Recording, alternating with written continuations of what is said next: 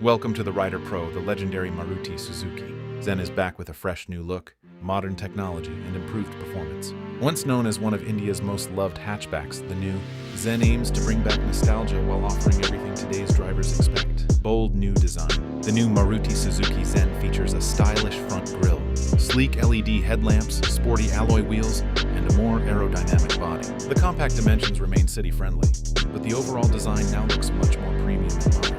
Modern interior.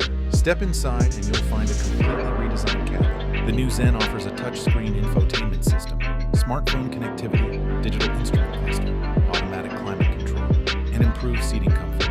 The cabin is designed to provide a practical yet premium driving experience. Engine and performance.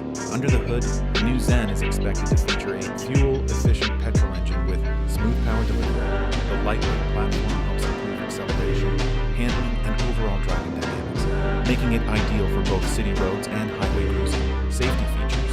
Maruti Suzuki has equipped the new Zen with modern safety technologies. Features may include multiple airbags, ABS with EBD, rear parking sensors, electronic stability control, and a strengthened body structure for enhanced protection. Mileage and practicality.